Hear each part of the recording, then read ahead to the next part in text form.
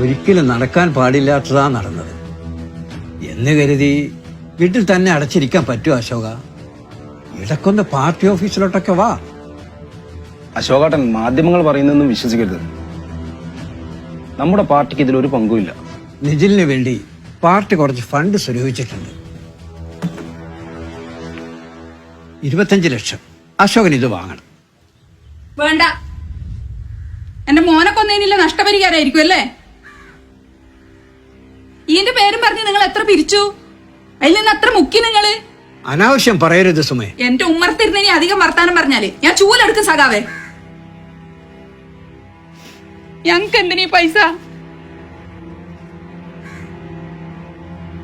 എന്റെ മൂത്ത മോൻ എന്റെ വീട്ടിന്റെ മുറ്റത്തുനിന്ന് നിങ്ങളല്ലേ സഖാവെ കൂട്ടിട്ട് പോയിനി. ബോംബ് പൊട്ടി താർന്ന് നാരകിച്ചിട്ടല്ല എന്റെ മോൻ മരിച്ചത്. നിങ്ങൾ നശിച്ച പാർട്ടി കാരണം. മനപ്പൂർവ്വമല്ലല്ലോ, അവന്റെ അശ്രദ്ധ കാരണമല്ലേ? ഓ പിന്നെ ബോംബ് നിർമ്മിക്കലല്ലേ നിങ്ങളെ പാർട്ടിയുടെ പ്രവർത്തനം? എന്റെ ചെറിയ മോനെ എന്തിനാ നിങ്ങൾ കെട്ടിത്തൂക്കി കൊന്നത്? നിങ്ങളെ കൺമുന്നിൽ വരാതെ ദൂരെ കൊണ്ടുപോയി ചേർത്തതല്ലേ ഞാൻ എന്റെ മോനെ. ആടെയും പോയിട്ട് നിങ്ങളെ പാർട്ടിക്കാർ എന്റെ മോനെ പീഡിപ്പിച്ചില്ലേ?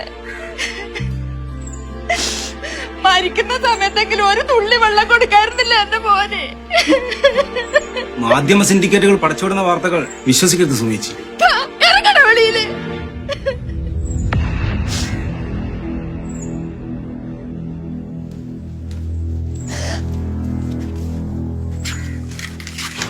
പാർട്ടി ഉറപ്പിച്ചിട്ട് ഈ നാട്ടിൽ ജീവിക്കാൻ ഒരുത്തനും കരുതണ്ടാട്ടാ. ഞങ്ങളുടെ 2 മക്കളെ കൊലപാതകത്തെക്കാൾ വലിയ എന്ത് നഷ്ടം വരാനാ സഖാവേ? പേടിപ്പിക്കാതെ ഇറങ്ങി പോയിക്കോടോ. ഒന്ന് നിന്നെ. വോട്ടിന്റെ കാര്യം പറഞ്ഞതിന് ഒരുത്തൻ ഈ പഠിക്കൽ കാലി ചവിട്ടണ്ട. മനുഷ്യന്റെ ചോര കണ്ട് കൊതി തീരാത്ത രാഷ്ട്രീയക്കാരേന് ഞങ്ങക്ക് വേണ്ട. ഞങ്ങൾക്കൊരു പ്രശ്നം വന്നപ്പോൾ ഞങ്ങളെ സഹായിച്ചത് കൈപ്പത്തിക്കാരാ. ഇനിയിപ്പൊ ഞങ്ങളുടെ വോട്ട് കൈപ്പത്തിക്ക് തന്നെയാ. ഞങ്ങളെ മാത്രമല്ല, ഈ നാട്ടിലെ അച്ഛനമ്മമാരെ എല്ലാരെയും വോട്ട് കൈപ്പത്തിക്കാം. ആ